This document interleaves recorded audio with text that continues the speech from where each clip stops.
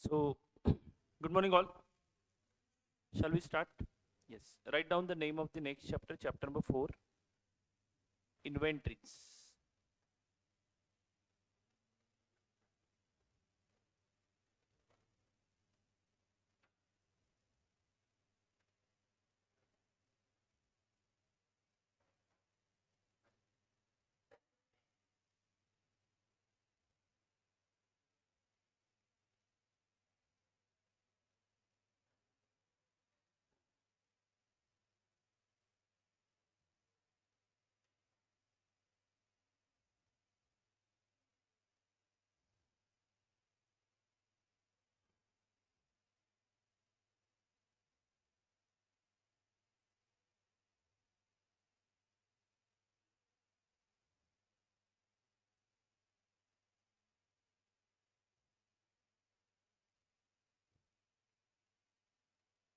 Shall we start with it?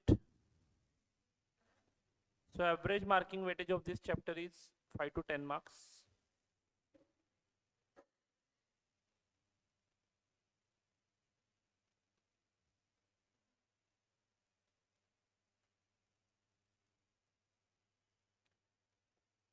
So, दोस्तों आप लोगों ने इसके पहले इन्वेंट्री का एडजस्टमेंट अपने फाइनल अकाउंट्स में कर दिया है.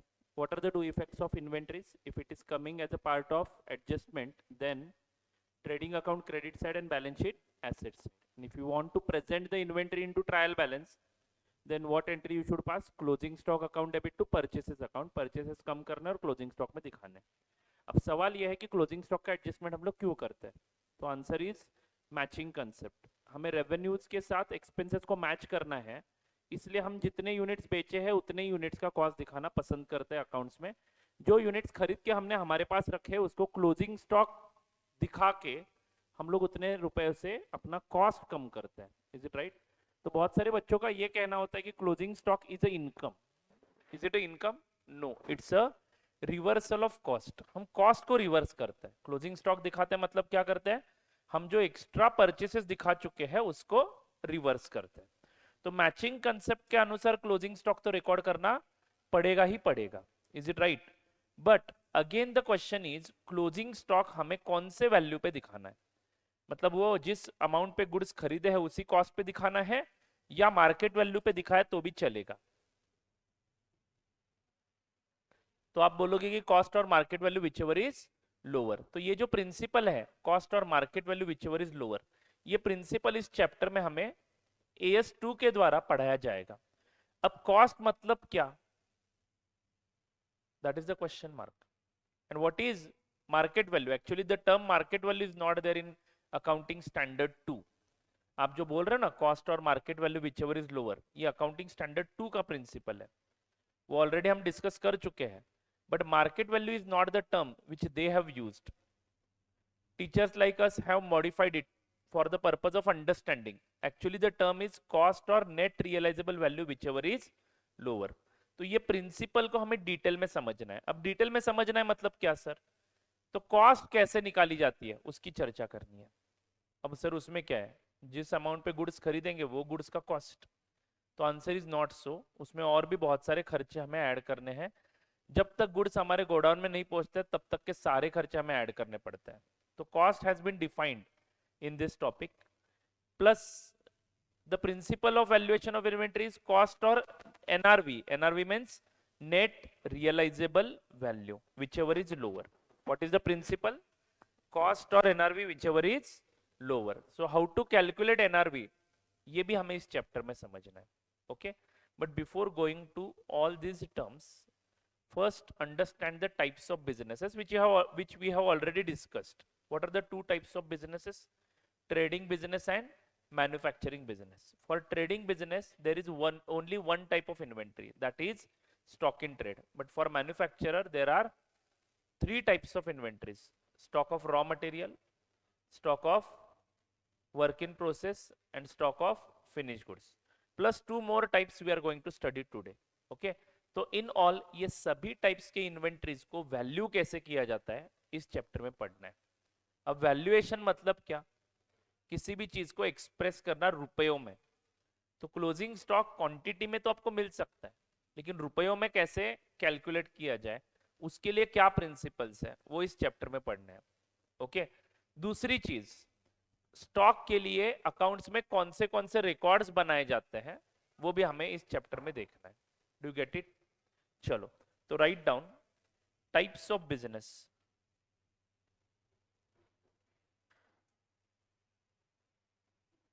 Center of your page, write down types of business and inventories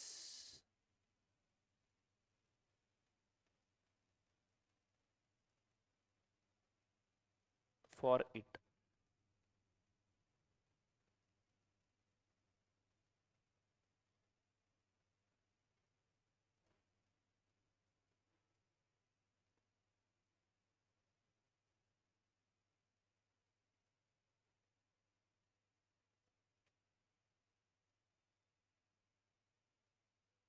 तो दोस्तों दो प्रकार के बिजनेसेस हैं। The first one is trading business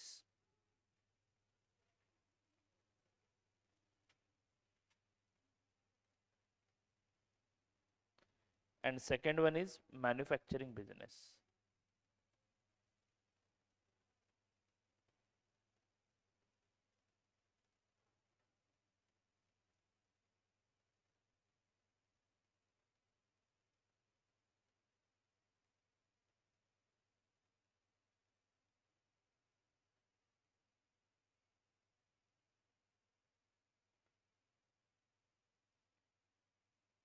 trading business में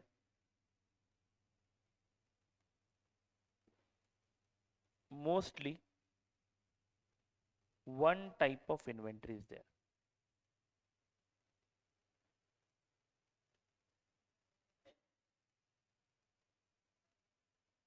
which is known as stock in trade, which is known as stock in trade. But for manufacturing businesses, there are multiple types of inventories.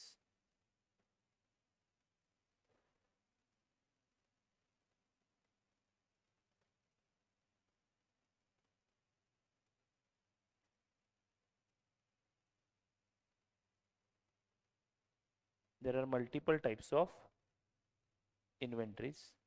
The first type is raw materials. Another one is work in process. Next one is finished goods. One more type of inventory is stores and spares.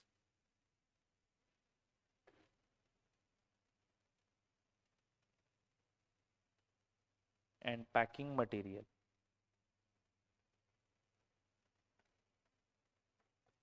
So these are the 5 types of inventories for a manufacturing business. You already know what is trading business and what is manufacturing business. उसके final accounts भी बनाने हमने सीख लिए हैं. Is it right, my friends? Fine. WIP मतलब work in process या फिर प्रोग्रेस भी लिख सकते हो, चले, वर्क इन प्रोग्रेस या फिर work in process.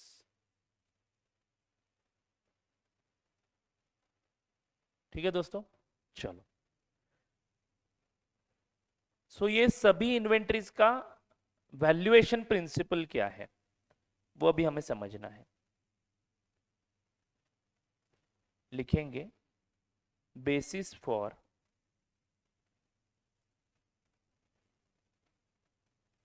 valuation of inventories.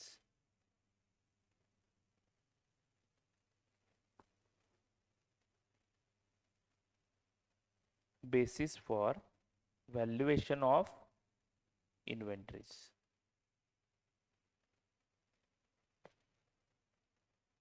इन सभी इन्वेंट्रीज के लिए one basis is there, that is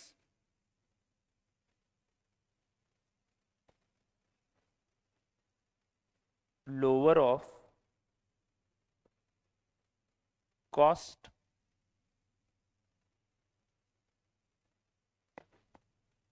और net realizable value.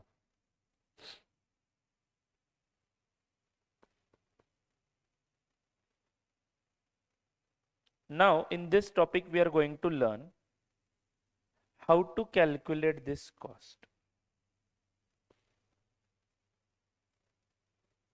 Question mark. And what is this? NRV मतलब क्या? Again question mark. ये दोनों सवालों के जवाब हमें इस चैप्टर के डिस्कशन में मिलने वाले हैं. ठीक है, तो let's discuss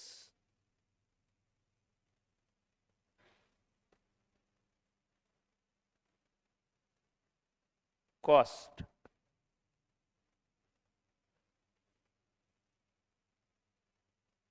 let's discuss cost.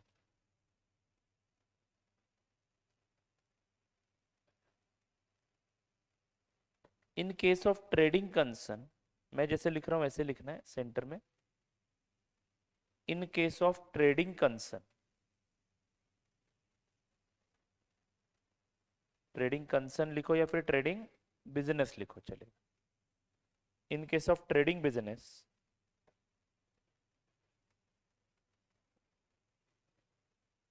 Cost is equal two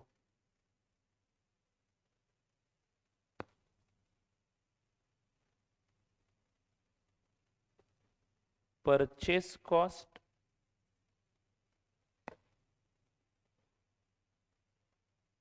plus other expenses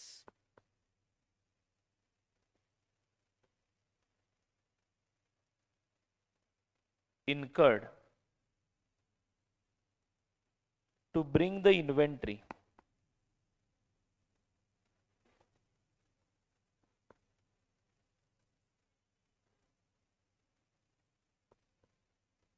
to the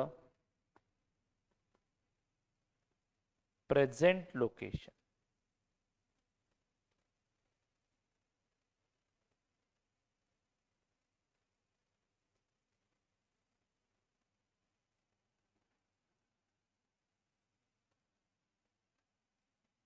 तो दोस्तों this one is very very important. ये परचेस कॉस्ट ऑफ ट्रेडिंग में सिर्फ एक ही प्रकार की इन्वेंट्री है. कौन सा? Stock in trade. उसकी कॉस्ट निकालनी है तो हमारे दिमाग में क्या होता है? मान लो ये कैलकुलेटर में 100 रुपए में खरीदता हूं, तो आप लोगों के दिमाग में क्या आएगा कि ये कैलकुलेटर का कॉस्ट कितना है? 100 रुपए. बट ये 100 रुपए का जो प्राइस है वो दुकानदार अपने काउंटर पे देता है 100 रुपए में. वहां से मेरे प्रीमाइसेस तक लाने के लिए मुझे कुछ फ्रेट वगैरह पे करना पड़ता है क्या? यस. तो वो भी आपके इन्वेंट्री का कॉस्ट बनना चाहिए. मतलब आप लोग अगर ट्रेडिंग अकाउंट इमेजिन करते हो, दोस्तों ध्यान से सुनो, मैचिंग कंसेप्ट आपको अगर इंप्लीमेंट करना है तो कंप्लीटली इंप्लीमेंट करना है. ओके, तो मान लो मैंने एक कैलकुलेटर खरीद लिया, 2 परचेसेस 100 रुपए यहां पे आ जाएंगे. लेकिन वो कैलकुलेटर उस दुकानदार के प्रीमाइसेस से मेरे प्रीमाइसेस तक लाने का पर कैलकुलेटर खर्चा मान लो 2 रुपए आता है. तो 2 रुपए का कॉस्ट कहां पे होगा? कैरेज इनवर्ड करके यहां पे दिख रहा होगा. अगर मान लो ये कैलकुलेटर मैं बेच देता हूं 150 रुपए में, तो यहां पे सेल आ जाएगा 150 रुपए. जाहिर सी बात है 102 रुपए में खरीदी हुई चीज 150 रुपए में बेच रहा हूं, बात खत्म, बचा हुआ प्रॉफिट दिख जाएगा.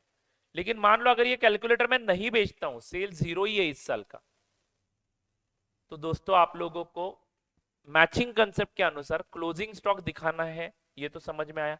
अगर सेल ही नहीं हुआ करंट ईयर में, तो उस सेल के रिलेटेड कॉस्ट भी नहीं दिखने चाहिए. तो सेल के रिलेटेड कॉस्ट कौन सा है? उस गुड्स का purchase price as well as carriage inward भी उसका कॉस्ट है.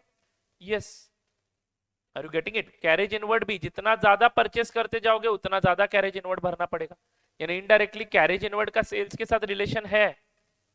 जितना सेल ज्यादा होता जाएगा उतने गुड्स ज्यादा खरीदने पड़ेंगे, उतना कैरेज इनवर्ड का कॉस्ट भी आपका बढ़ जाएगा.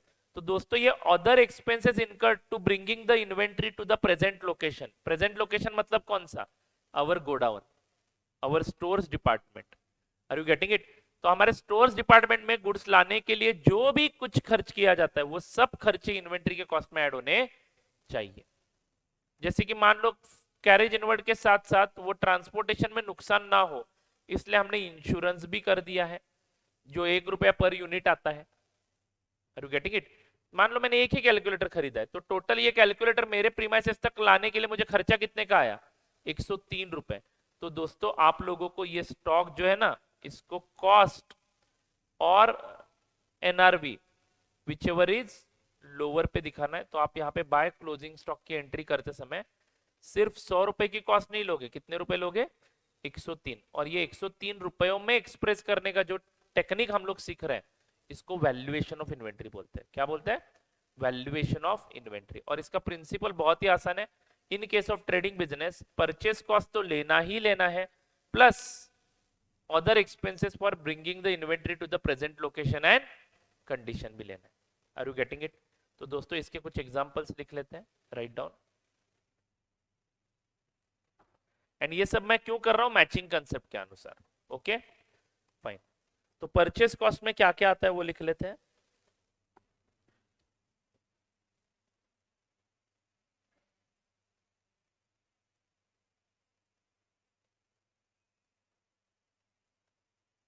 Purchase price of goods,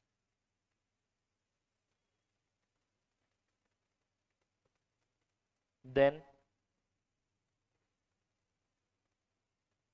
taxes,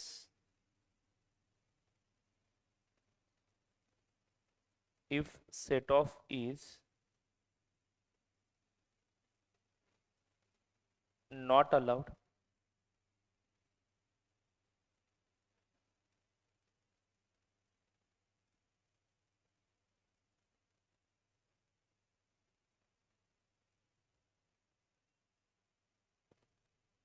your other expenses incurred to bring the inventory to the present location में कौन से खर्चे आते हैं? नंबर 1 फ्रेट इनवर्ड,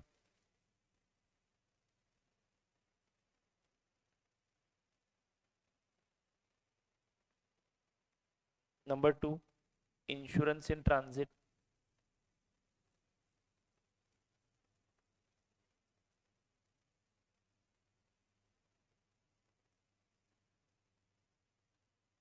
नंबर 3 हमाली charges.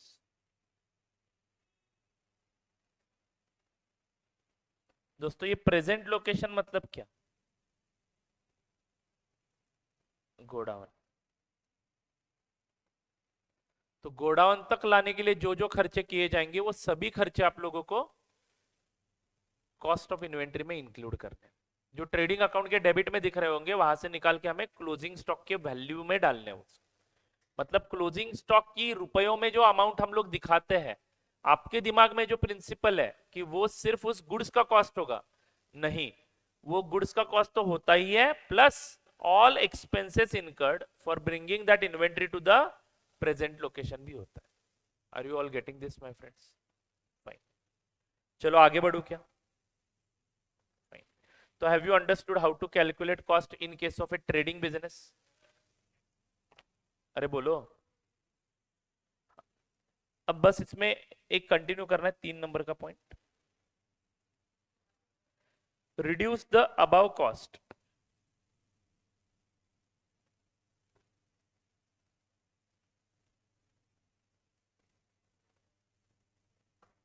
with any trade discount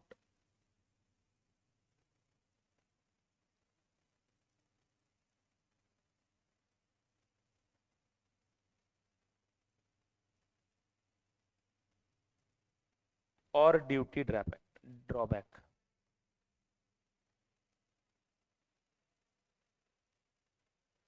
और ड्यूटी ड्रॉबैक्स।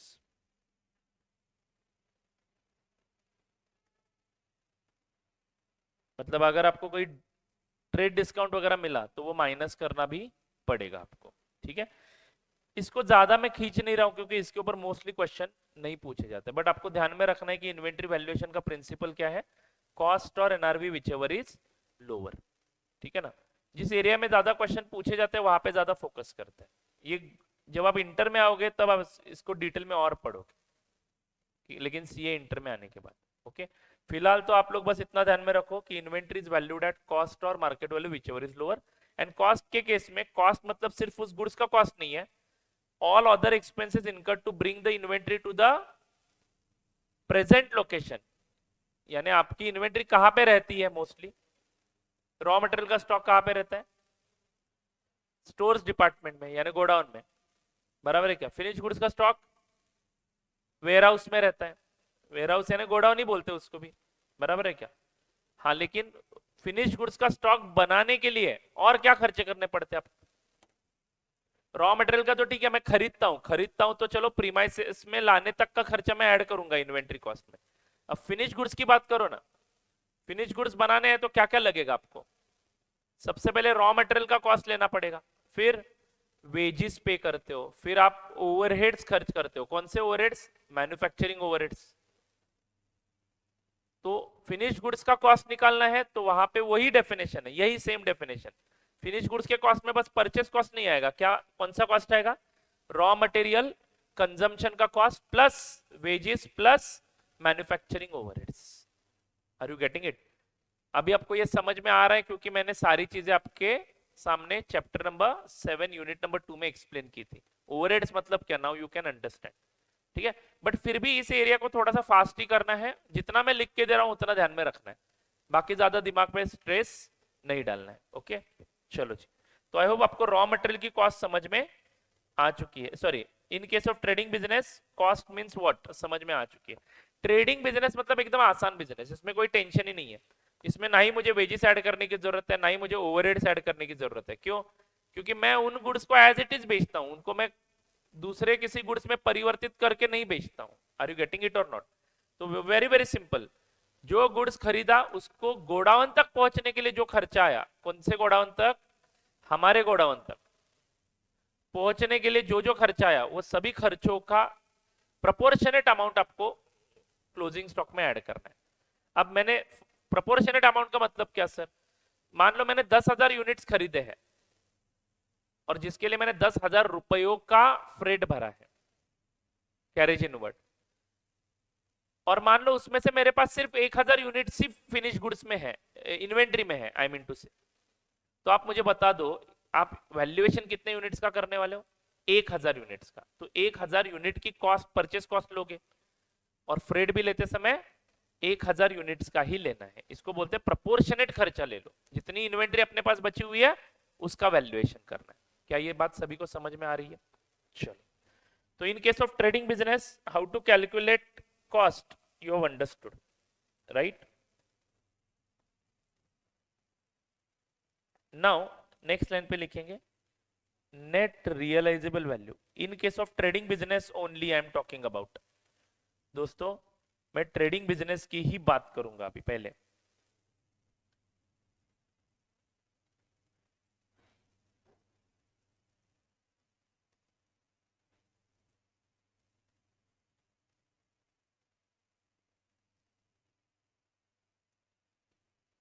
आई होप आपको समझ में आ रहा है।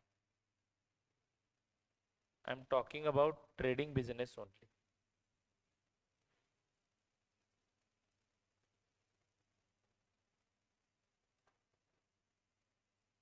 Do you understand this? In case of trading business I am talking about. ठीक है, तो दोस्तों कॉस्ट मतलब क्या समझ में आ चुका है। अब मैं डिस्कस करने जा रहा हूं एनआरवी मतलब क्या।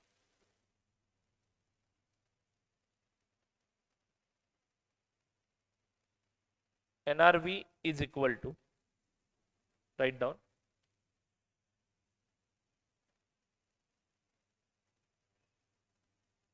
Estimated selling price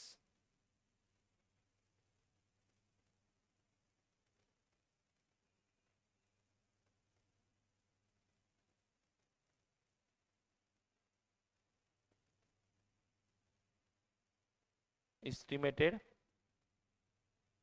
selling price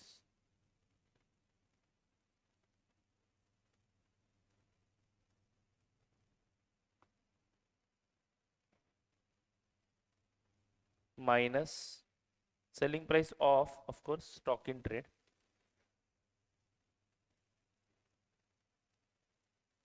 minus estimated cost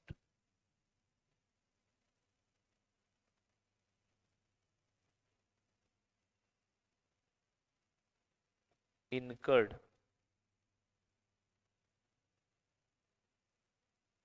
to make sales possible.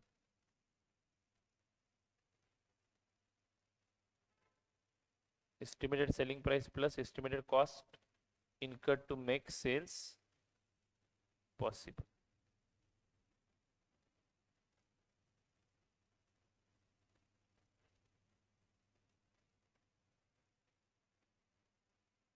Do you get it, my friends?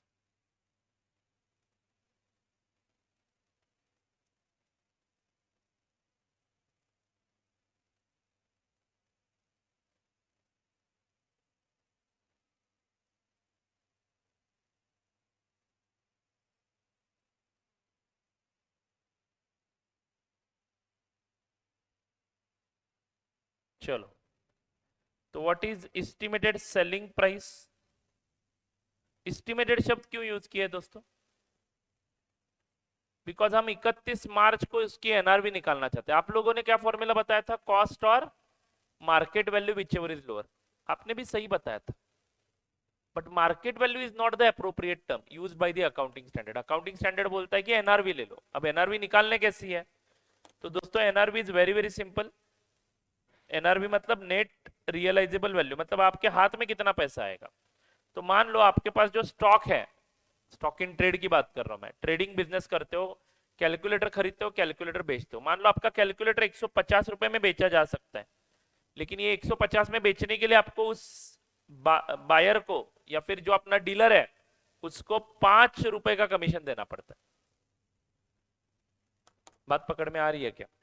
उसको 5 रुपए का कमीशन देना पड़ता है। विदाउट दिस कमीशन वो हमारे बिहाफ पे गुड्स नहीं बेचेगा। हो सकता है ना कमीशन एजेंट, हम ट्रेडर नहीं है। ऑफ कोर्स हम ट्रेडिंग बिजनेस कर रहे हैं, बट हम लोकल ट्रेडर नहीं है, हमारा दुकान वगैरह नहीं है, हम लोग होलसेलर है। तो अपने ज्यादा से ज्यादा गुड्स बेचे जाए इसलिए हम लोग क्या करेंगे, बहुत सारे जो छोटे मोटे दुकानदार होते हैं उनको कमीशन बेसिस पे गुड्स दे के रखेंगे और उनको बोलेंगे कि हमारा प्रोडक्ट आप बेचो और हमारा कमीशन ले लो आप लोग। आपको कुछ बनाने की वगैरह जरूरत नहीं है। एक प्रोडक्ट 150 में बेचोगे तो 10 रुपए का कमीशन आपका या फिर 5 रुपए का कमीशन आपका। उनको क्या करना है, वो प्रोडक्ट बस लगाना है शोरूम में। आर यू गेटिंग इट और नॉट? तो दोस्तों ऐसा अगर कुछ कमीशन वगैरह दे रहे हो तो आपके हाथ में कितने आएंगे? 150 रुपए सेलिंग प्राइस के तो आ जाएंगे, लेकिन उसमें से 5 रुपए का कमीशन चला जाएगा, यानी आपके हाथ में आ जाएंगे 145 रुपीज। तो this 145 is NRV and 150 is market price. तो मार्केट प्राइस एंड एनआरवी में फर्क होता है। Have you understood the difference? तो आपको कॉस्ट और मार्केट वैल्यू कंपेयर नहीं करना है, कॉस्ट और एनआरवी कंपेयर करना है, विच एवर इज लोअर। तो दोस्तों कॉस्ट के फॉर्मूला के अनुसार कॉस्ट कितना आया था हमारा पिछले एग्जांपल में? 105 रुपए आया था। 100 रुपए कैलकुलेटर का कॉस्ट, 2 रुपए फ्रेट का, 3 रुपए इंश्योरेंस का, वॉट एवर इट इज, उल्टा बोला मैंने मे भी। 3 रुपए फ्रेट का, 2 रुपए इंश्योरेंस का, ऐसे मिला के 105 रुपए उसका कॉस्ट आया था। और उसकी एनआरवी कितनी आई है अभी? 145। कैसे निकाली एनआरवी? एस्टिमेटेड सेलिंग प्राइस, क्योंकि मैं एक्चुअल में गुड्स अगले साल बेचूंगा, लेकिन मैं 31 मार्च का स्टॉक निकाल रहा हूं, तो मैं इसको कितने में बेच सकता हूं?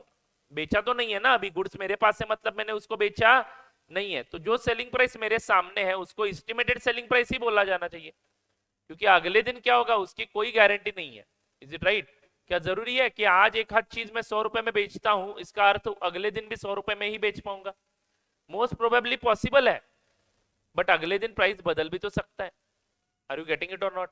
तो दोस्तों एस्टिमेटेड सेलिंग प्राइस लेनी है माइनस एस्टिमेटेड कॉस्ट जो हमें इनकर करना पड़ता है टू मेक सेल्स पॉसिबल। या फिर ऐसा भी हो सकता है कि सेल करना है तो आपको 10 रुपए का पैकिंग करना पड़ता है। तो मैं 150 रुपए सेल करके कमा तो लूंगा, लेकिन 10 रुपए खर्च भी तो होने वाले हैं। तो मेरा एनआरवी कितने का है? 140 रुपए का है। Are you getting it? तो हमें कंपेयर करना है कॉस्ट को एनआरवी के साथ, एंड उन दोनों में से जो लोएस्ट फिगर है वो हमारे बैलेंस शीट में दिखेगी दोनों इफेक्ट के साथ। Is it clear to you all? अरे बोलो। तो have you understood what is NRV for stock in trade वाले रिलेटेड आइटम्स के साथ? फाइन, चलो जी आगे बढ़ते हैं। तो आई होप आप लोगों को ये बिजनेस समझ में आया, कौन सा? Trading business. Now write down, in case of manufacturer,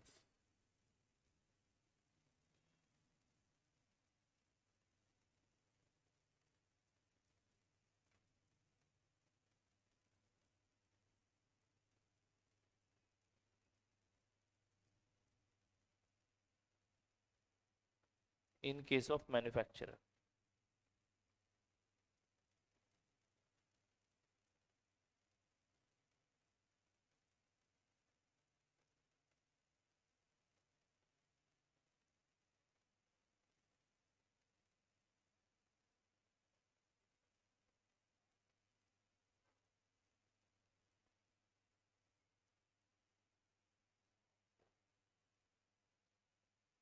okay दोस्तों, in case of manufacturer there are 3 types of inventories, बराबर है ना?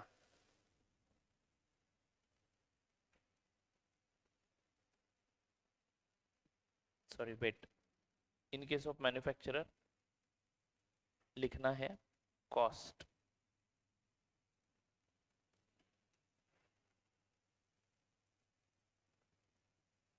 कॉस्ट के अंडर 3 कॉलम्स बनाएंगे।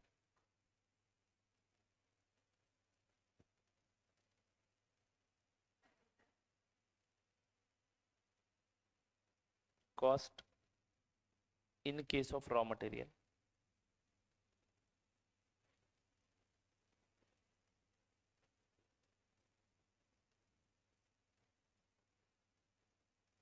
इन केस ऑफ WIP,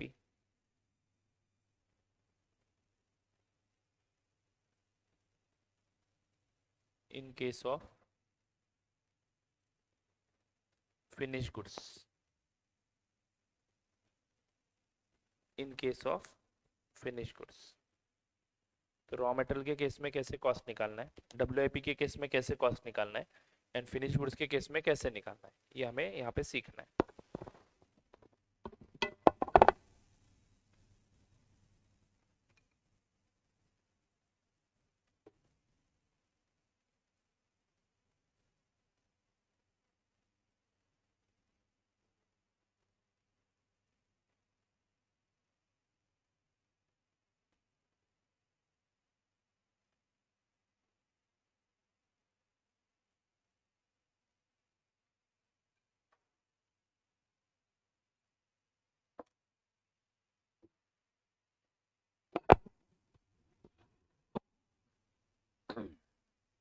चलो, shall we go ahead?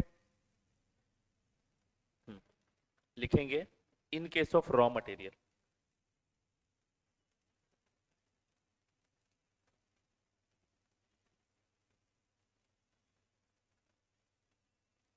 Purchase cost लेना है raw material का, plus all expenditures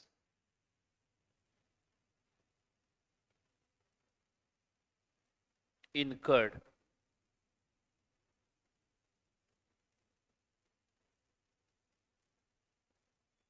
to bring the inventory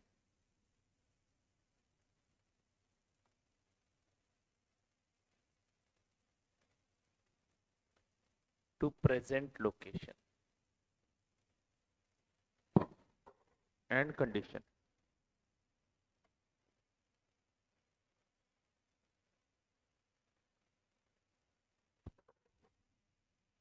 तो दोस्तों रॉ मटेरियल के गुड्स कहाँ पे हैं? रॉ मटेरियल की यूनिट्स कहाँ पे हैं? स्टोर्स डिपार्टमेंट में। फैक्ट्री में एक स्टोर्स डिपार्टमेंट होता है जिसमें हम रॉ मटेरियल स्टोर करते हैं, या फिर गोडाउन बोल दो, चलेगा। इसके बाद वहां से वो प्रोडक्शन के लिए भेजा जाता है, करेक्ट है कि नहीं? जैसे कि आप अगर घर में कुछ रॉ मटेरियल खरीदते हो किचन में, kitchen is always to be considered as a factory, तो सबसे पहले काम क्या करते हो? जो खरीदा हुआ मटेरियल है वो डिब्बों में भर के स्टोर्स में रख देते हो। Are you getting it? Fine. वैसे ही सेम प्रोसेस है यहाँ पे, और वहां से उन डिब्बों में से प्रोडक्शन के लिए यानी कुकिंग के लिए मटेरियल इशू किया जाता है। इज इट राइट और नॉट? फाइन। तो दोस्तों उन गुड्स का परचेस कॉस्ट में क्या क्या लेना है?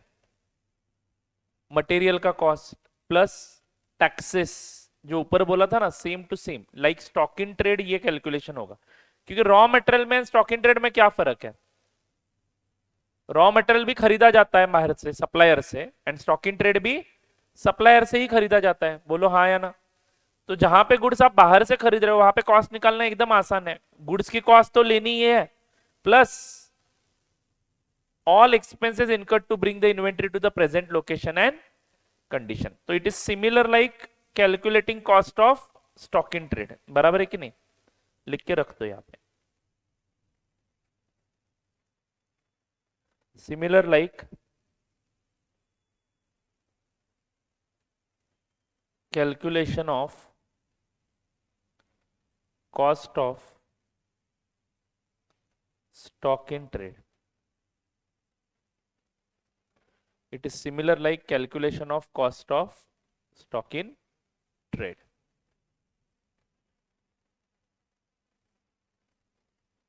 आई बात समझ में? तो रॉ मटेरियल अपने गोडाउन तक गुड्स पहुंचाने के लिए जो खर्चा आएगा वो खर्चे इसमें इंक्लूड करना है। बट रॉ मटेरियल बाद में कहां पे इशू किया जाता है? प्रोडक्शन के लिए इशू किया जाता है।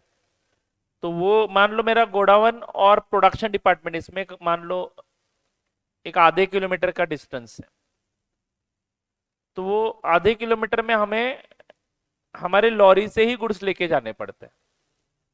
हो सकता है क्या? पॉसिबल है क्या? बड़े बड़े इंडस्ट्रीज में होता होगा ना डिस्टेंस, तो वहां पे हमने गाड़ियां रखी है गुड्स को पहुंचाने के लिए। प्रोडक्शन डिपार्टमेंट में रॉ मटेरियल जाना चाहिए ना, तो वो पहुंचाने के लिए हमने गाड़ी रखी है। तो ये जो अभी गाड़ी का खर्चा है ये after goods reaching to the godown है ना, तो ये हमारे रॉ मटेरियल के कॉस्ट में ऐड नहीं होगा, ये हमारे WIP के कॉस्ट में ऐड हो जाता है। ठीक है ना? तो WIP का कॉस्ट मतलब क्या? सिंपल है, cost of raw material consumed.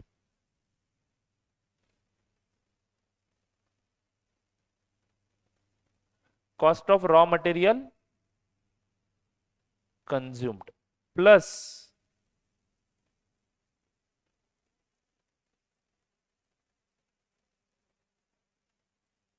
wages paid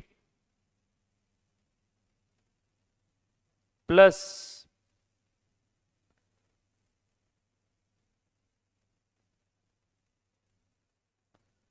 factory overheads and administration overheads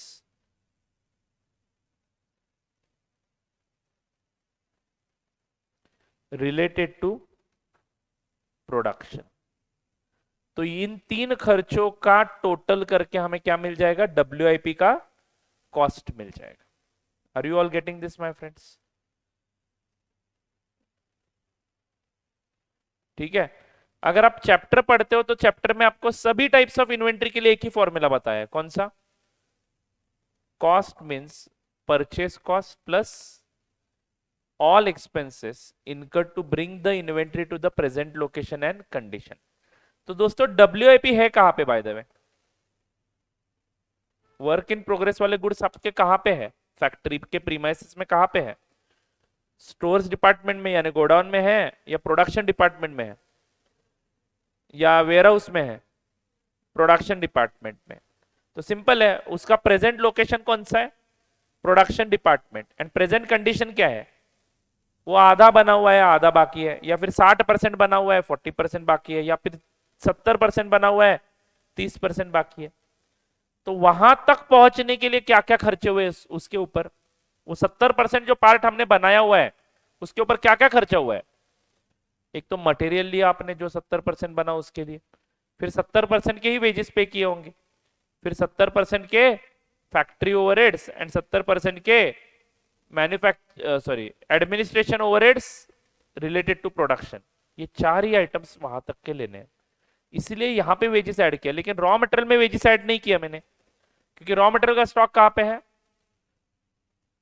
godown में है, स्टोर्स डिपार्टमेंट में है। तो वहां से जो प्रोडक्शन के लिए जाता है वो WIP के वैल्यूएशन में ऐड होगा। आर यू गेटिंग इट और नॉट? समझ में आ रही है बात? रॉ मटेरियल में आप वेजेस का कॉस्ट ऐड नहीं करोगे, क्योंकि रॉ मटेरियल का और वेजेस का कोई संबंध नहीं है। लेकिन जो गुड्स मैं प्रोड्यूस करता हूँ, वर्क इन प्रोग्रेस भी क्या है? एक प्रोडक्शन ही है ना। जो आधा अधूरा बना हुआ गुड्स है उसको मैं वर्क इन प्रोग्रेस बोलता हूँ, जो पूरा बना है उसको क्या बोलता हूँ? Finish goods. It's so simple, right? तो in case of finish goods how to calculate cost, same तरीका है। अब फिनिश गुड्स का स्टॉक कहाँ पे है? वेयर हाउस में। तो उसको वहां तक पहुंचाने के लिए दोस्तों बस इसमें फर्क क्या है? डब्ल्यूआईपी एंड फिनिश गुड्स में फर्क क्या है? डब्ल्यूआईपी प्रोपोर्शनेटली कंप्लीटेड होता है 70%, बट फिनिश गुड्स 100% कंप्लीट होता है। तो फिनिश गुड्स में रॉ मटेरियल पूरे 100% का है, बट डब्ल्यूआईपी में cost of raw material consumed in WIP ऐसा लिख सकते हो। वेजेस पेड फॉर डब्ल्यूआईपी, समझ में आ रहा है क्या? And factory overheads and administration overheads related to production of WIP. जितना खर्च किया उतना ही ऐड करना है, एक भी रुपया एक्स्ट्रा ऐड नहीं होना चाहिए। एंड फिनिश गुड्स के केस में how to calculate cost? Cost of raw material consumed plus wages paid plus factory overheads and administration overheads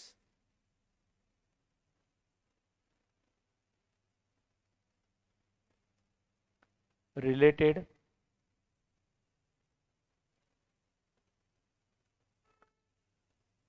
to production of WIP, production related to production of finished goods of course.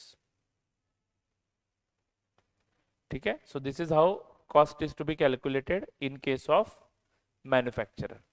Okay.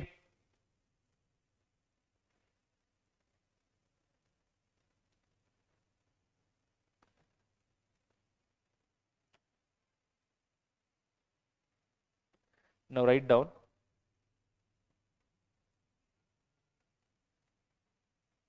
net realizable value.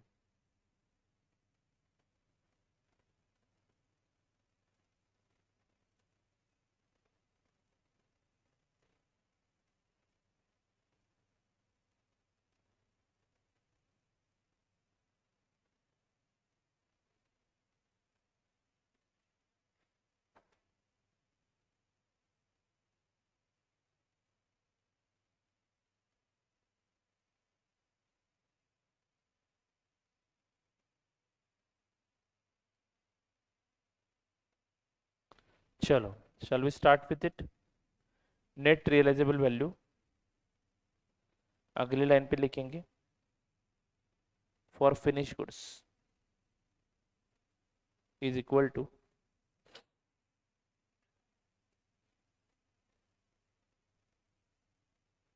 estimated selling price minus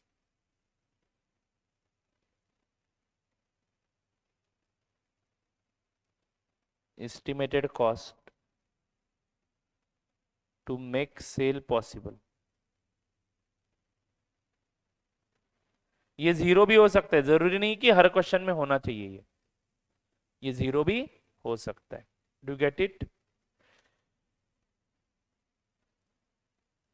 for WIP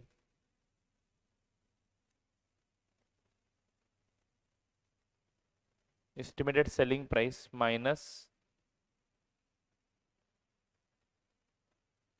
estimated cost to make sale possible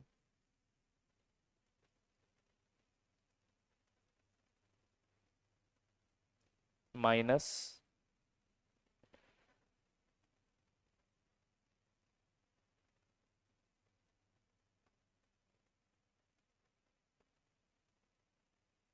estimated cost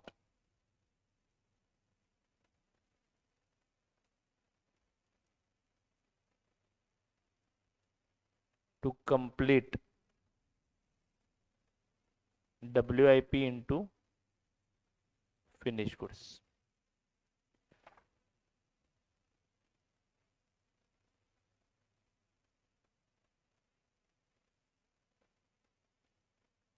okay,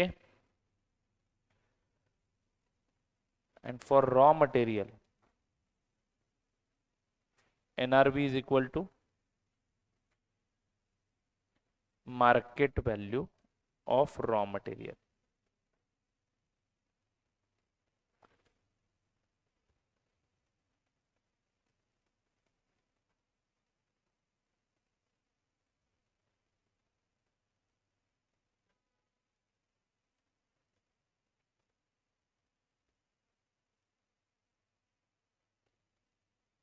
ठीक है, तो दोस्तों बहुत ही आसान है। Net realisable value मतलब आपके हिसाब से मार्केट वैल्यू ही था, but market value is not equal to NRV. NRV का अर्थ थोड़ा सा अलग है।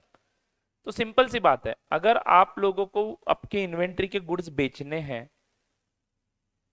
और अगर आपको वो बेचने के लिए कोई एडिशनल खर्चा करना पड़ रहा है, तो वो खर्चा बस माइनस कर दो, एनआरवी मिल जाएगा आपको। यानी जितने में बेचोगे वो सेलिंग प्राइस लेनी है, उसमें से खर्चा माइनस करना है, जो आपको करना पड़ेगा in order to make the sales possible. अब let's take up example of WIP। ये कैलकुलेटर का एग्जांपल ले लो। ये कैलकुलेटर WIP में है, लेकिन इसका स्क्रीन नहीं लगा है। अभी तक 80 रुपए खर्च कर चुका हूं, 20 रुपए स्क्रीन का खर्चा है मान लो। Are you getting it? 80 रुपए पूरा कैलकुलेटर तैयार है एक्सेप्ट स्क्रीन। जब स्क्रीन ऐड करूंगा तो टोटल कॉस्ट कितना हो जाएगा? 120, सॉरी 100 रुपए हो जाएगा। Is it right? अब मुझे ध्यान से बताइए दोस्तों, ये कैलकुलेटर मैं बेच कितने में सकता हूं? 150 में। पूरा बनने के बाद ही बेच सकता हूं ना। यानी 150 रुपए कमाने के लिए मुझे क्या खर्च करना पड़ेगा? 20 रुपए का स्क्रीन लगाना पड़ेगा। तो बेचने के बाद 150 तो आ जाएंगे हाथ में, लेकिन 20 रुपए चले भी जाएंगे ना मेरे पास से। तो नेट मेरे हाथ में कितना आएगा? 130। ये जो नेट मेरे हाथ में 130 आ रहा है ना, इसको हम लोग क्या बोलते हैं? Net realisable value. तो WIP की नेट रियलाइजेबल वैल्यू कैसे निकालनी है? Estimated selling price of finish goods लेना है। क्योंकि बिना स्क्रीन वाला कैलकुलेटर तो बेच नहीं पाऊंगा ना। खरीदोगे क्या? ले लो ना बिना स्क्रीन वाला कैलकुलेटर। WIP आप कभी खरीदोगे नहीं, याद रखना। आप खरीदोगे तो फिनिश गुड्स ही खरीदोगे। तो सेलिंग प्राइस WIP का कभी होता ही नहीं है।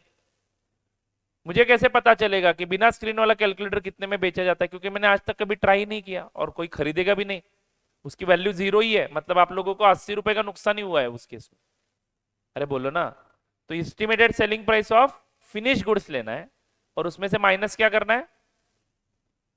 कमीशन वगैरह देते हो तो वो पहले माइनस कर दो। एंड दूसरी चीज एक माइनस करनी है, कौन सी? Estimated cost to complete WIP into finish goods. यानी 20 रुपए का जो मैं स्क्रीन लगाने का खर्चा कर रहा हूं ना, वो यहाँ पे माइनस होगा। तो मान लो 5 का कमीशन देता हूं और 20 रुपए का खर्चा होता है, तो मेरे को 150 मिलेंगे। उसमें से 5 माइनस 20, 25 रुपए माइनस हो जाएंगे। तो 125 रुपए मेरा एस्टिमेटेड NRV होगा। और जिसको कंपेयर करूंगा मैं किसके साथ? कॉस्ट के साथ। तो हमारे WIP का कॉस्ट कितना है? 80 रुपए। और NRV कितना है? 125 रुपए। विच एवर इज लोअर, मतलब कितने में दिखाओगे? 80 रुपए। आई होप आपको समझ में आ चुका है। ठीक है, 1-2 मिनट के लिए आप सारे कंसेप्ट पढ़ोगे और अगर कुछ डाउट्स है तो पूछोगे। 1-2 मिनट के लिए अपने आप से go through all the concepts and please try to understand what is going on here.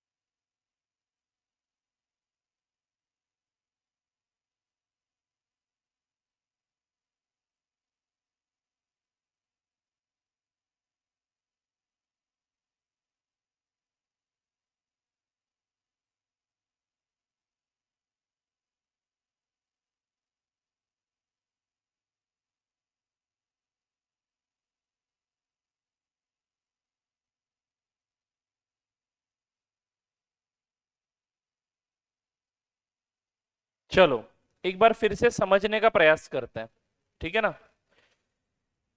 तो दोस्तों दो टाइप्स ऑफ बिजनेस, ये आपके चैप्टर का पार्ट नहीं है, ये मैंने एडिशनली यहाँ पे लिखा हुआ है सो दैट यू कैन अंडरस्टैंड कि ट्रेडिंग एक्चुअली जब आप पूरी कंसेप्ट पढ़ोगे अपने बुक में से तो आपको ये सारी चीजें कहीं पे नहीं दिखाई देगी।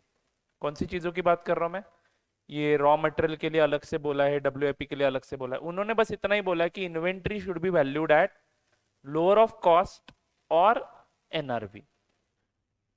तो कॉस्ट का डेफिनेशन उन्होंने एक ही झटके में बताया है, पूरे सभी टाइप्स ऑफ इन्वेंट्री जिसमें कवर हो जाता है। कॉस्ट का डेफिनेशन है purchase cost plus all expenses incurred to bring the inventory to the present location and condition. Finish goods का स्टॉक निकालना है, यही डेफिनेशन यूज करो। अब फिनिश गुड्स का स्टॉक निकालना है मुझे, फॉर एग्जांपल फिनिश गुड्स का स्टॉक का कॉस्ट निकालना है, तो दोस्तों मैं डेफिनेशन के अप्लाई करने का प्रयास करूंगा। परचेस कॉस्ट, अब फिनिश गुड्स तो मैं कभी खरीदता नहीं हूं बाहर से, तो कौन से परचेस कॉस्ट की बात हो रही है, रॉ मटेरियल की कॉस्ट की, ओके। प्लस क्या खर्चे करते हो फिनिश गुड्स वेयर हाउस में पहुंचाने तक के लिए, तो सर मैं रॉ मटेरियल के साथ साथ वेजिस पे करता हूँ, वेजिस के साथ साथ फैक्ट्री में ओवरहेड्स खर्च होते हैं एंड कुछ एडमिनिस्ट्रेशन ओवरहेड्स जो प्रोडक्शन से जुड़े हुए हैं, तो जो प्रोडक्शन के खर्चे हैं वही आपके कॉस्ट में इंक्लूड होने चाहिए। क्या आपको इतना तो समझ में आ रहा है। सेलिंग डिस्ट्रीब्यूशन ओवरहेड्स हम ऐड करेंगे क्या, रॉ मटेरियल को सॉरी फिनिश गुड्स को बेचने का भी खर्चा होता है ना, डिलीवरी देनी पड़ेगी आपको, मार्केटिंग करना पड़ेगा, तो मार्केटिंग का खर्चा हम ऐड करेंगे क्या, नहीं। Are you getting this. तो बस हम लोग कॉस्ट में ये सारे खर्चे ऐड कर देते हैं जो प्रोडक्शन से जुड़े हुए हैं। Are you getting it. यानी कॉस्ट का डेफिनेशन आपको ऐसा बोला ही नहीं है कि रॉ मटेरियल का ये ऐसे कॉस्ट निकालो, ट्रेडिंग बिजनेस में स्टॉक इन ट्रेड का ऐसे कॉस्ट निकालो, ये मैं हूं कि मैं इसको एक्सप्लेन करते समय आपको अलग अलग एंगल से समझा रहा हूं। तो मैंने आपको कॉस्ट का डेफिनेशन वही ट्रेडर के लिए बस अलग से लिख के दिया है। ट्रेडर के पॉइंट ऑफ व्यू से cost is equal to what, purchase cost. यहां पे कहीं पे आपको वेजेस वगैरह दिख रहा है क्या, मैन्युफैक्चरिंग ओवरहेड्स दिख रहे हैं कहीं पे, नहीं दिख रहे, क्योंकि ट्रेडर कभी ये खर्चे करता ही नहीं है। तो ट्रेडर के लिए कॉस्ट निकालना बिल्कुल आसान है, कैसे, वही same principle, purchase cost plus other expenses incurred to bring the inventory to the present location and condition. तो लेकिन दोस्तों ट्रेडर के लिए परचेस कॉस्ट मतलब purchase price of goods and taxes, and वो रिड्यूस करना है ट्रेड डिस्काउंट वगैरह कुछ है तो, ठीक है ना। एंड बाकी खर्चों में क्या आता है, फ्रेट इनवर्ड, इंश्योरेंस, ट्रांजिट, हमारी चार्जेस एक्सेट्रा एक्सेट्रा। लेकिन कहां तक के खर्चे, गोडाउन तक ले जाने के खर्चे, गुड्स गोडाउन तक पहुंचाने के खर्चे इन्वेंट्री में वैल्यूएशन में लेने हैं कॉस्ट में। और ट्रेडर के एंगल से एनआरवी इज इक्वल टू देखो क्या होता है, estimated selling price of stock minus cost incurred to make sales possible. Example यहां पे चाहिए तो लिख सकते हो कमीशन, कमीशन अगर देते हो तो वो कमीशन माइनस करना है। Do you all get this my friends.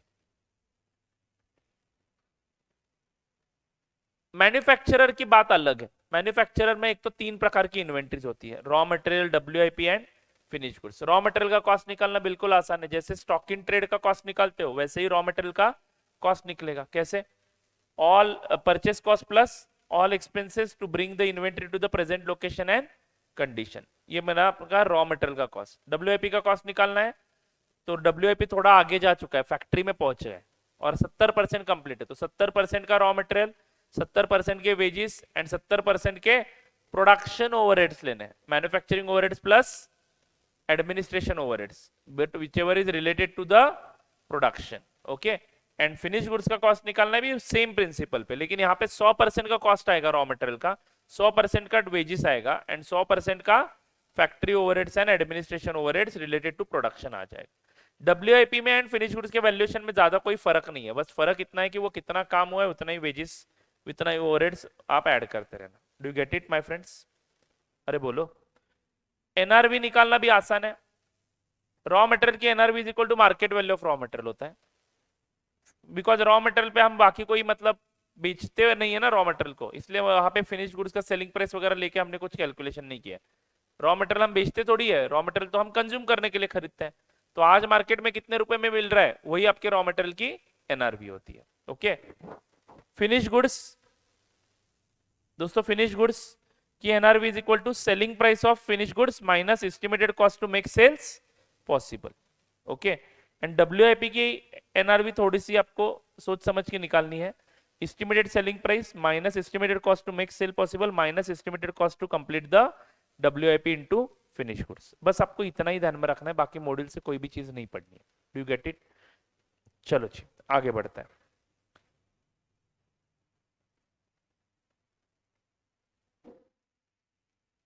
Now write down methods to determine the cost.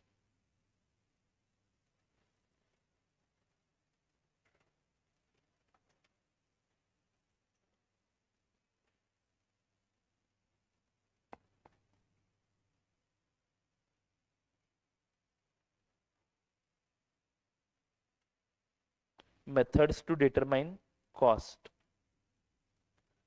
of inventory.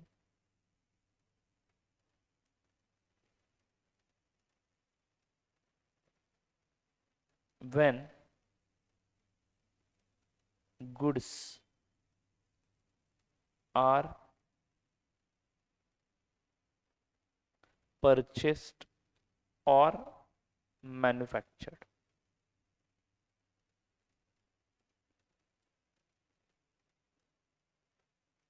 In different lots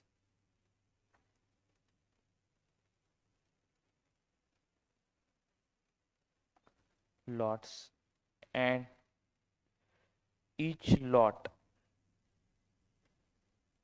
is having different costs.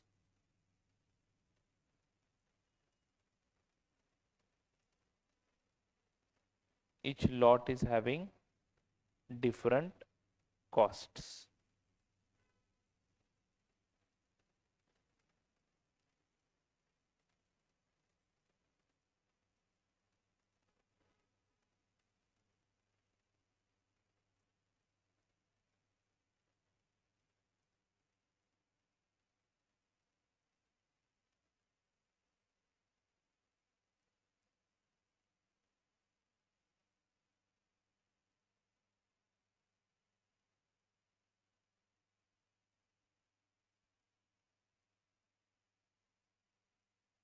दोस्तों क्या समझे?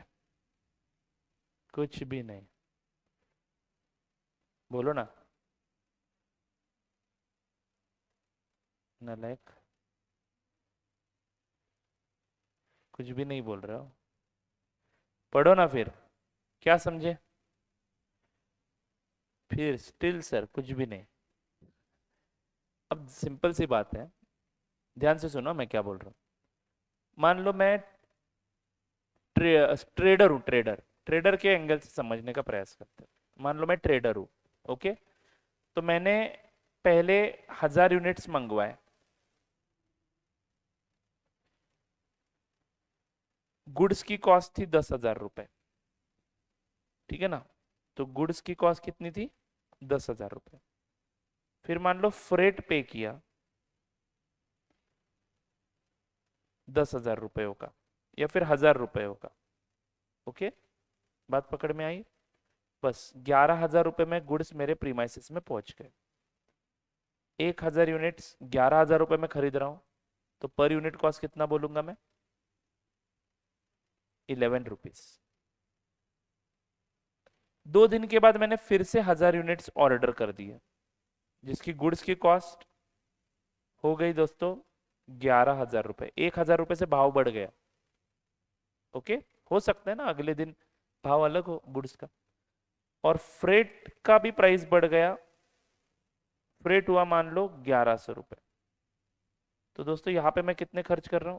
12,100 रुपीज. नहीं तो मान लो यहाँ पे फ्रेट, चलो 1000 रुपये रह गया, तो ये कितना आ गया? 12,000 रुपये. अब मैं 12,000 रुपये दे के 1,000 यूनिट्स खरीद रहा हूं, तो मेरा कॉस्ट पर यूनिट आता है 12 रुपये. Are you getting it my friends? यानी सिंपल सी बात मैं यहाँ पे समराइज करना चाहूँ तो 1000 यूनिट्स मैंने पहले जो खरीदे थे, जिसको मैं लॉट ए बोलूं, कितने रुपए में खरीदे थे? 11 रुपए पर यूनिट के हिसाब से खरीदे थे. एंड लॉट बी जो 1000 यूनिट्स का है, जो 12 रुपए पर यूनिट के हिसाब से खरीदा है. क्या सभी बच्चों को ये समझ में आ रहा है?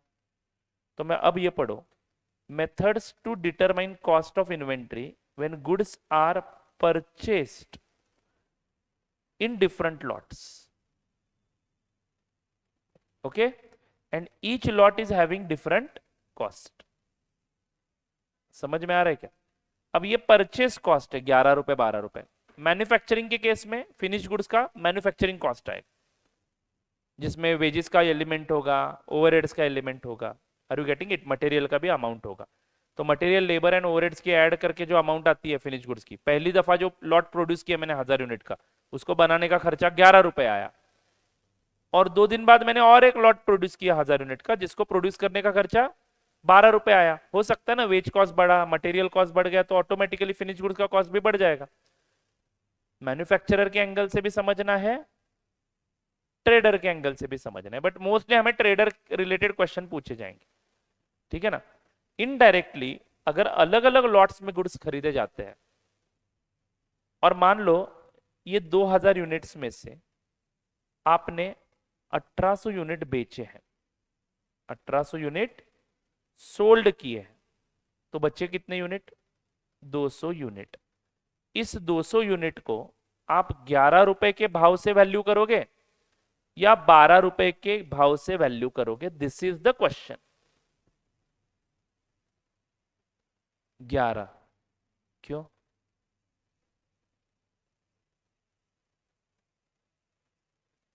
बारह क्यों? 11.5 भी हो सकता है। अरे हो सकता है ना, एवरेज कॉस्ट। समझ में आ रहा है क्या? Again this is dependent on your assumption. आपने जो गुड्स बेचे वो लॉट ए में से बेचे या बी में से बेचे? वैसे तो गुड्स अलग नहीं है, कैलकुलेटर कैलकुलेटर है। लॉट ए में से बेचा या बी में से बेचा, वो आप लोगों को एज्यूम करना पड़ेगा। लॉट ए में से बेचा, जो खरीदा पहले उसमें से ही पहले बेचा, ऐसा मानते हो तो your method is first in first out. शायद ये सुना होगा आपने, फीफो लीफो। नहीं, जिंदगी में कभी सुना है फर्स्ट इन फर्स्ट आउट? जो अपने जिंदगी में पहले आएगा वो अपने जिंदगी से पहले जाएगा। गुड्स की बात कर रहा हूं। फैक्ट्री में पहले आएगा, फैक्ट्री में से पहले जाएगा। दिमाग में सब कचरा भरा हुआ है देखो आपके। पहले क्यों जाएगा? जो जिंदगी में अपने आएगा वो। चलो जी सर, पहले आने तो दो। तो first in first out, first in first out, is it right? Last in first out भी हो सकता है।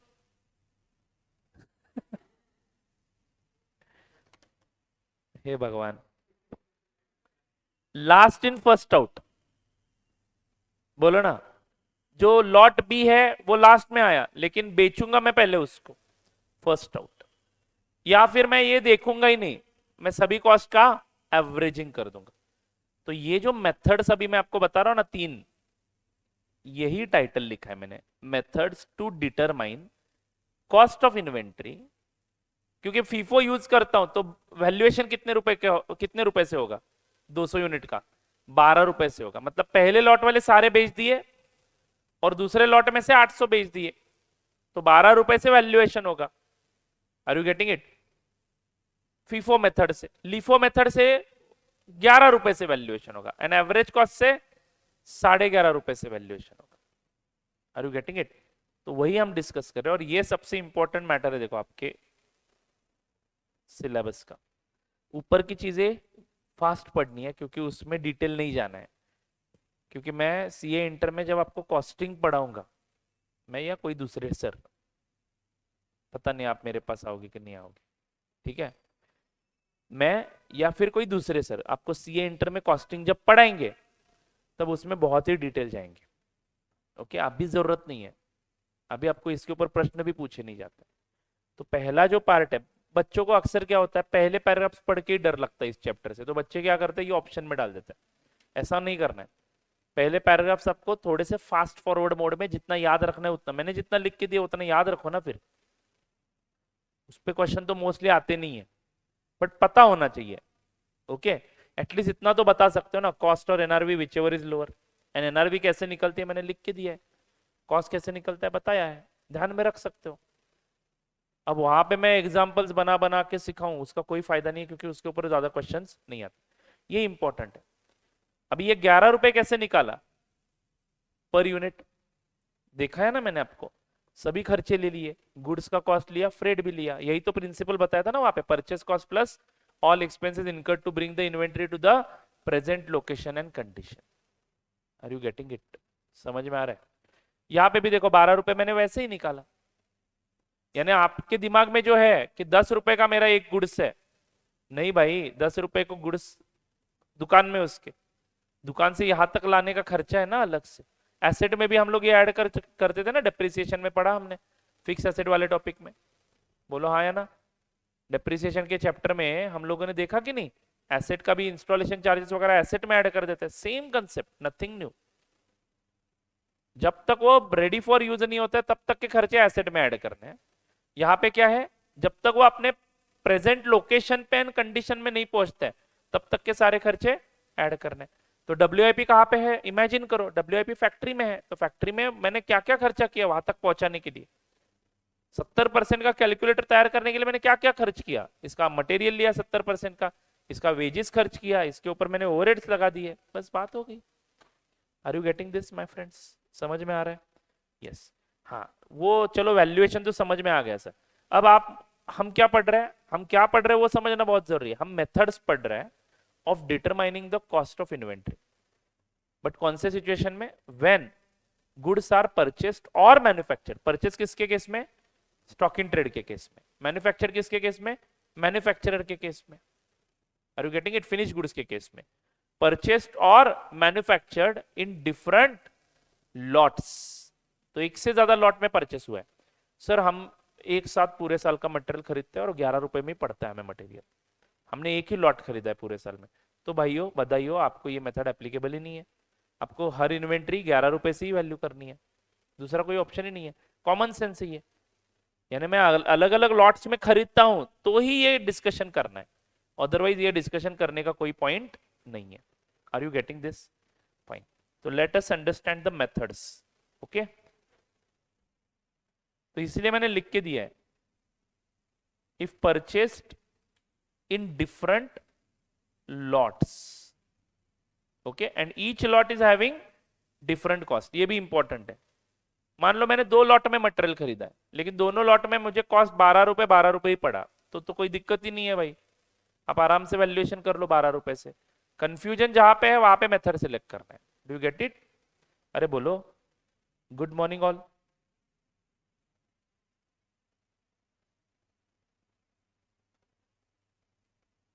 कल का अनएक्सपेक्टेड हॉलीडे मिल गया आपको?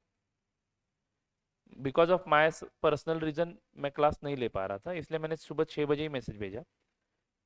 बाद में मोहित सर की भी तबीयत खराब हो गई तो उन्होंने भी मैसेज भेज दिया, और फिर स्वप्निल सर ने सोचा अभी बेचारे बच्चों के लिए एक लेक्चर के लिए क्यों बुलाए, 1-2 लेक्चर के लिए तो रहने दो, बोला, छोड़ दिया। तो 3 मैसेज आए कल आपको। हमारा डिस्कस, मैंने तो स्ट्रेट अवे किसी को बिना पूछे ही डायरेक्टली ऑफ दे दी, क्योंकि मेरा इमरजेंसी था थोड़ा कल, तो मैंने इंटर का ले सकता था क्लास में, 3 बजे के बाद फ्री था, लेकिन 3 बजे के बाद आप फ्री नहीं होते हो, आपका दूसरा क्लास होता है, इस इंटेंशन से मैंने मैसेज भेज दिया कि जाने दो, सुबह का लेक्चर ऑफ दे देते हैं। सर ने बाद में मैसेज किया है, फिर स्वप्निल सर ने कर दिया। चलो खैर कोई बात नहीं, चलो आगे बढ़ते हैं। हाँ तो दोस्तों लिखेंगे, हैव यू अंडरस्टूड कि ये कंसेप्ट कब आएगा, अगर अलग अलग लॉट्स में मटेरियल खरीदा है अलग अलग रेट से तो। ओके, तो there are 2 methods given in your syllabus, have you marked it as important one? इसके ऊपर क्वेश्चन आते हैं इसलिए mark it as important one. Historical cost methods,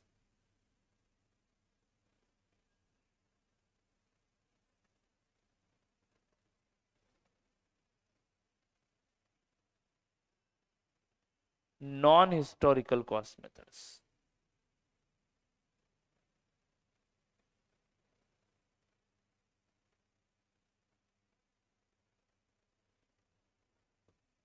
historical cost methods, non-historical cost methods.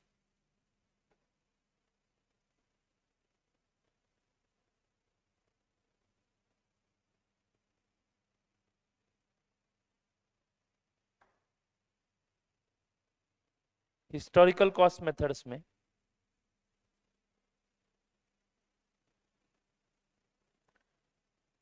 Goods are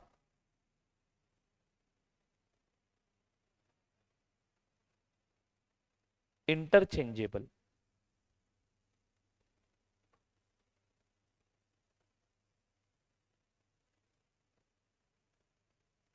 Goods are not interchangeable.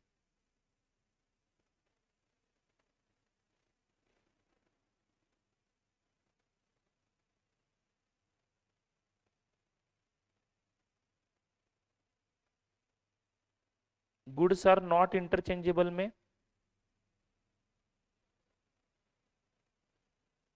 तीन methods हैं.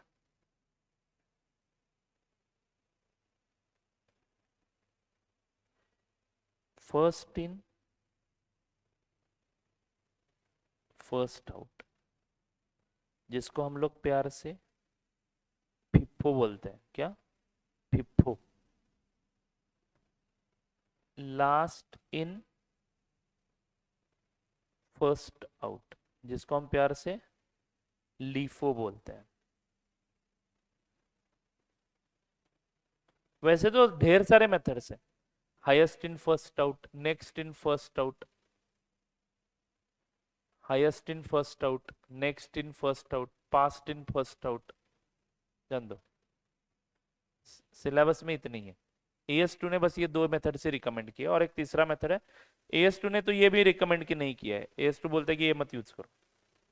ठीक है, फिर भी हम इसको समझेंगे. तो आप चाहिए तो यहाँ पे एरो करके लिख सकते हो, not allowed as per AS2. तीसरा मेथड है वेटेड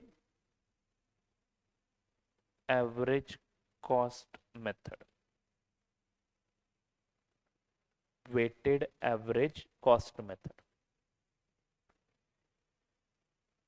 ठीक है दोस्तों, गुड्स आर इंटरचेंजेबल है तो स्पेसिफिक आइडेंटिफिकेशन मेथड एक.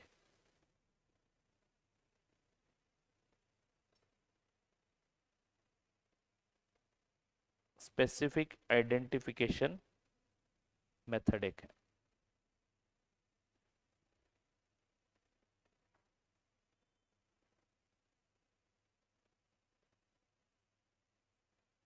And non historical cost methods हैं,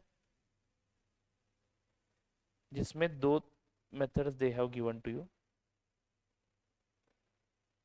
adjusted selling price method,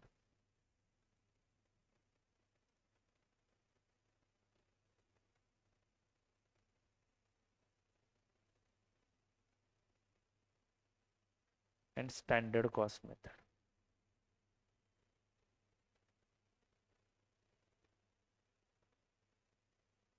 adjusted selling price method and standard cost method. मैं मार्क करके देता हूं, वो मेथड्स आपको किसी भी हालत में करने हैं. 1 2 3. एडजस्टेड सेलिंग प्राइस मेथड पे क्वेश्चन एग्जाम में पूछे गए एक दो बार.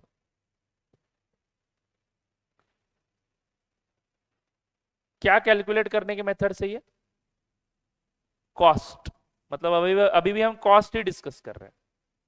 Inventory is to be valued at cost और market value, sorry market value नहीं, NRV whichever is lower. And what is cost in that we have discussed. Cost में element कौन से लेने वो समझ में आया. लेकिन अगर मान लो एक से ज्यादा लॉट में हमने गुड्स खरीदे हैं पूरे साल में, तो कौन से लॉट में से ये गुड्स है वो आधारित होगा. आप इसमें से कोई एक मेथड सिलेक्ट कर लो. आपके मेथड जो है वो दो पार्ट्स में बांटने. आपको हिस्टोरिकल कॉस्ट मेथड्स, यानी आपने जो पे किया है उसके हिसाब से आप लोग इन्वेंट्री का वैल्यूएशन करोगे. And non historical cost methods मतलब जो आपने पे किया है उसको साइड में रखेंगे और कोई नए मेथड से ही वैल्यूएशन करेंगे. मतलब मैंने कितना पे किया उन गुड्स को खरीदने के लिए वो मेरे को मायने नहीं रखेगा, मैं अलग तरीके से ही उसका कॉस्ट निकालूंगा. Are you all getting this my friends? अरे बोलो ना. चलो, तो historical cost methods, non historical cost methods के बारे में देखते हैं एक एक करके. But before that, come to question number 1. in your class notes.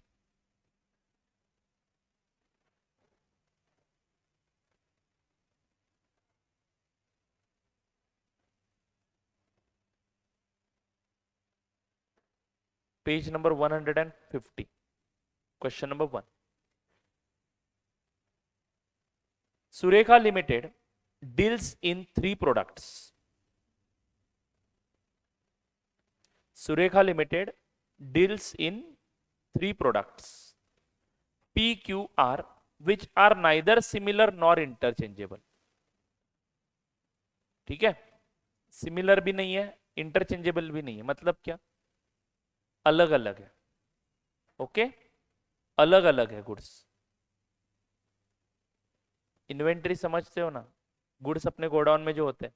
अब मान लो ये गोडाउन है, तो आपको यहाँ पे कौन सी इन्वेंट्री दिख रही है? बेंचेस. Is it right? और ये गोडाउन ऐसे समझ लो ना. प्रॉब्लम क्या है? चेयर से देखो वहां पे, स्क्रीन से, राइट? मान लो ये सब मैं बेचने के लिए यहाँ पे रखा हूं, तो ये इन्वेंट्री में आ जाएगा ना. इन्वेंट्री का डेफिनेशन क्या है? Goods which you are keeping for selling purpose. तो ट्रेडिंग इन्वेंट्री हो गई वो. और एल्स आप लोग गुड्स खरीद के रखते हो so that you can use it in manufacturing. Raw material की इन्वेंट्री हो गई. एंड WIP मतलब which is in the process to become finish goods. बराबर है ना? तो इन्वेंट्री के 3 टाइप्स आपके इन्वेंट्री के डेफिनेशन में दिए गए हैं. यहाँ पे मान लो सभी चीजें मैं बेचने के लिए रखता हूँ, तो मेरे पास चेयर्स की इन्वेंट्री है, स्टॉक बेंचेस की इन्वेंट्री है, ये टेबल है, कंप्यूटर है, कैमरा है, सब बेच सकता हूं मैं. अरे बोलो हाँ या ना? हाँ. क्या ये सारे गुड्स एक दूसरे के साथ सिमिलर है? मैक्स टू मैक्स आप बेंचेस एंड चेयर्स सिमिलर कर सकते हो, बट वो भी, उसका भी अलग अलग उपयोग होता है, तो वो भी सिमिलर नहीं है बाय द वे. बट करना ही अगर आपको सिमिलर, तो आप ये दोनों कर सकते हो. बट इन्होंने वही बताया कि इन्वेंट्री में आपके जितने भी गुड्स है वो नाइदर सिमिलर है नॉर इंटरचेंजेबल है. ठीक है ना? अब ये क्यों? क्योंकि मैं बताता हूं बाद में इसका क्या अर्थ होता है.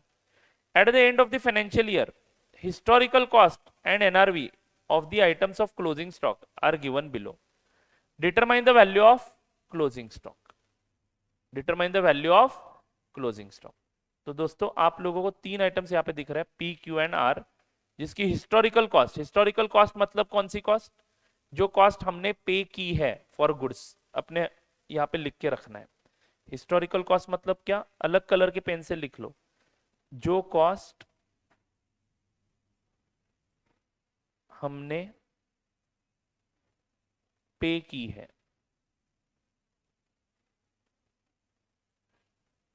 एंड नॉन हिस्टोरिकल कॉस्ट मतलब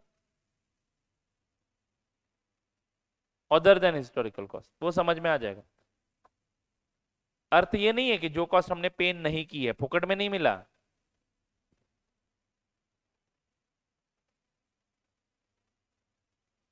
any method other than historical cost method. Other than historical cost method. दोस्तों हिस्टोरिकल कॉस्ट मतलब जो कॉस्ट हमने हिस्ट्री में पे करा था वो. ओके, इसीलिए तो उसको हिस्टोरिकल बोला है. आपका मोबाइल फोन आपने कितने में खरीदा? 50,000 रुपए में. हिस्टोरिकल कॉस्ट, जो भी प्राइस है, that is your historical cost. Okay, कल आपने पिज्जा बर्गर पे 400 रुपए खर्च कर दिए. Historical cost. Are you getting it? What is the cost of that pizza? 400. Historical cost, the cost which you have already spent.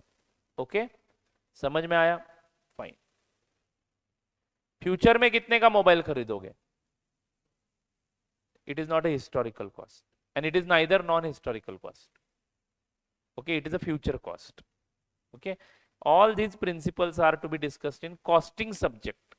ठीक है ना? तो जितना मतलब मैं लकीली मैं ही कॉस्टिंग पढ़ाता हूँ CA इंटर में, तो I have a very deep knowledge about this subject, but I don't want to share this thing with you right now. Okay, because उसका कोई फायदा नहीं होगा, खाली पीली बड़बड़ हो जाएगी और आपको कुछ वैसे भी समझ में नहीं आएगा. इसीलिए मैंने बहुत ही शॉर्ट करके इसको पढ़ाया है. ठीक है, आप इतना करो काफी है. मैं सब पढ़ाने लगूंगा ना तो आपका मतलब फिक्स ही हो जाएगा कि ये चैप्टर ऑप्शन में रख देते हैं. It is not difficult. I don't have that much time to explain all the things and I can not afford it. Right now. Okay, चलो सर पढ़ा दो फिर, लेकिन उसका भी कोई फायदा नहीं है, आप भी ज्यादा टाइम इसको अफोर्ड मत करना, क्योंकि मैक्सिमम वेटेज कितना है, 5 to 10 मार्क्स का है, और वो भी एकदम आसान आसान एग्जाम्पल आता है, 10 मार्क्स का रेयरली आता है। एंड जो एग्जाम्पल पूछे जाते हैं ना, उसमें ये सब नॉलेज होने की जरूरत ही नहीं है, कॉमन सेंस से वो एग्जाम्पल सॉल्व करने हमें आगे जाके, और वही नहीं आते आपको।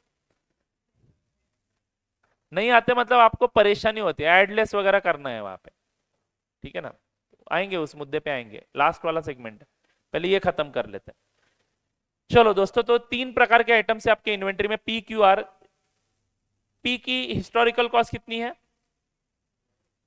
ये 2 लाख नहीं है, पहले यहाँ पे एक काम कर दो, यहाँ पे थोड़ा सा बदल कर दो, in rupees lakhs, in rupees lakhs, तो रुपीज इन लैक्स दिए हैं, तो पी की कॉस्ट कितनी है बच्चों, 38, एंड एनआरवी कितनी है, 42, मतलब आपने खरीदा कितने में पी को, 38 में, और अगर बेचा जाए तो सब खर्चे वगैरह माइनस करके कितने रुपए आ सकते हैं आपको, 42 रुपीज।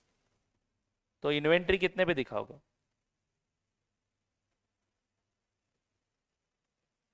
38 रुपीज में दिखाएंगे, कॉस्ट और एनआरवी, मार्केट वैल्यू नहीं, कॉस्ट और NRV whichever is lower, is it right, तो 38 पे दिखाएंगे। क्यू का कुछ भी करो, 29 दिखा दो बस, एंड आर का 14 रुपीज, तो डन, इज इट राइट, 38, 29, 14, कितना आया टोटल क्लोजिंग स्टॉक, 81। ओके, अरे बोलो, नाराज हो क्या, क्यों, असच, क्यों नाराज हो, जरा बता दो मुझे, क्या प्रॉब्लम है आपको,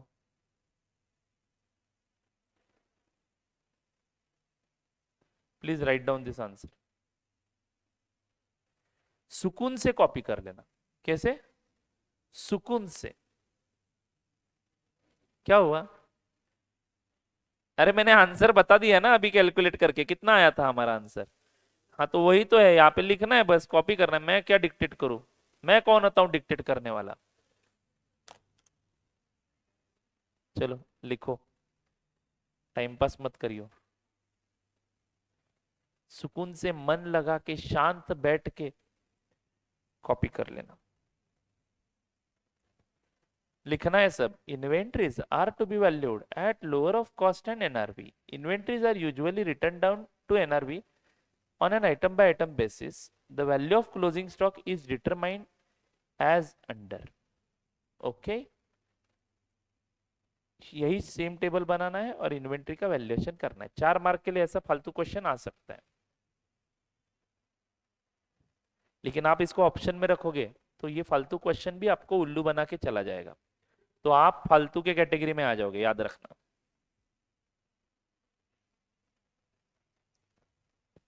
और आपके कारण मैं भी आ जाऊंगा आपकी कैटेगरी में, जितने बच्चे मेरे क्लास लेके फेल होते हैं उतना मेरा अपमान है, याद रखना,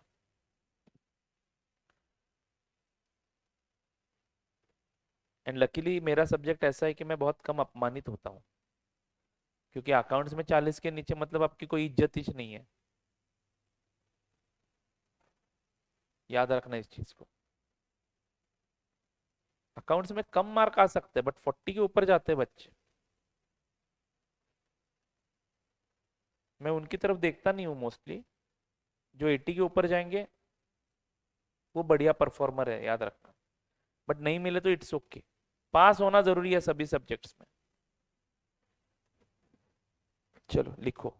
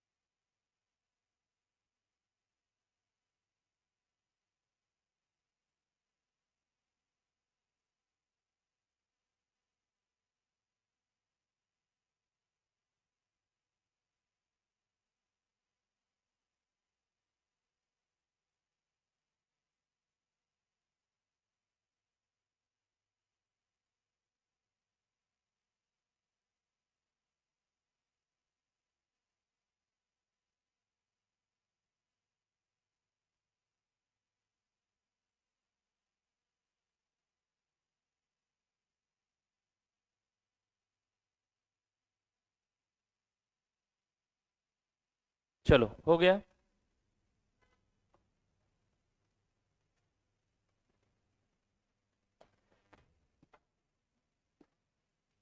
हाँ, तो अब अगले लाइन पे लिखना एक नोट। नोट लिखना, note.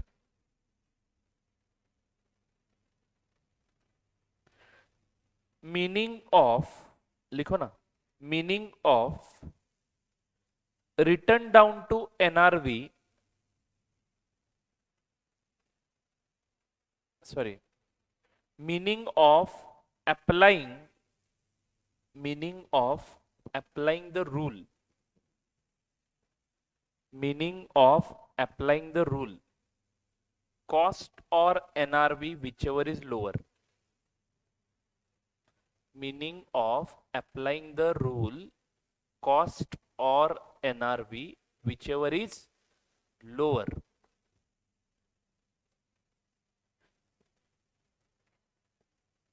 on an item by item basis, on an item by item basis, means, on an item by item basis means apply it to individual items, apply it to individual inventory item. जिन्होंने individual item लिखा है वो लिखेंगे individual item of inventory, individual item of inventory. तुम्हें नहीं लिखना, individual item लिखा है तुमने, बस बात खत्म।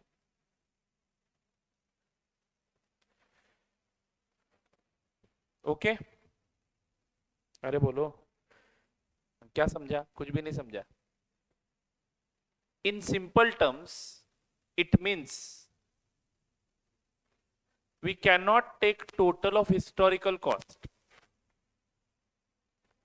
लिखो ना, in simple terms, it means we cannot take total of historical cost. कितनी आती है total of historical cost? 38 plus 29 plus 17, करो ना टोटल, लिखो वहां पे, ब्रैकेट में कैलकुलेशन दिखा दो। 38 plus 29 plus 17, we can not take total of historical cost, लिखा ना, कितना आता है? 38 प्लस 29 प्लस 17, 84 रुपीज, 84। ब्रैकेट में कैलकुलेशन दिखा है ना, 38 प्लस 29 प्लस 17, और ब्रैकेट कंप्लीट करके आगे लिखना है रुपीज 84। फॉर कंपैरिजन, कंटिन्यू करो, we can not take total cost of rupees 84 for comparison with NRV total, for comparison with NRV total. NRV की टोटल कितनी है देखो,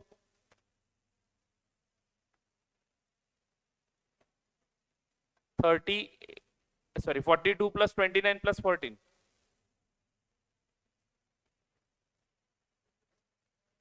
85।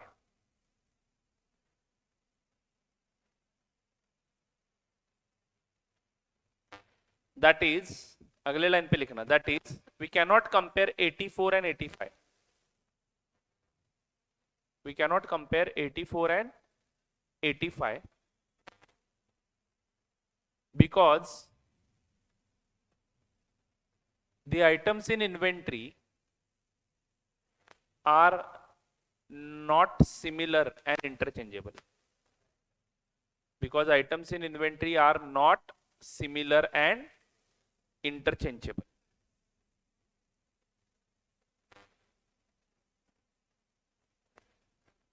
Items in inventory are not similar and interchangeable.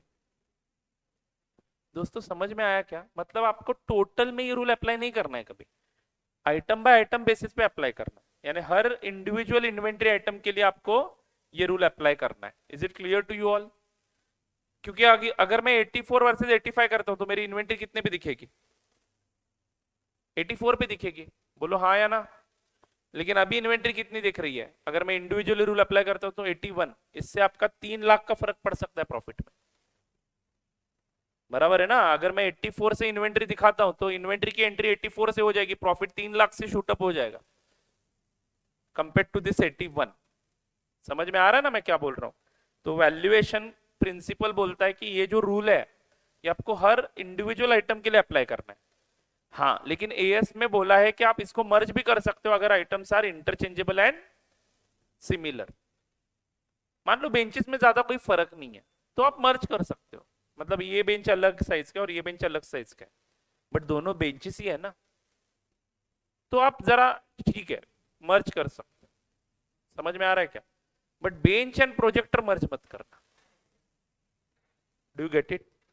चलो, आज के लिए बस इतना ही, मिलते हैं कल के लेक्चर में, तब तक के लिए tata bye bye, see you. Will continue with this chart tomorrow.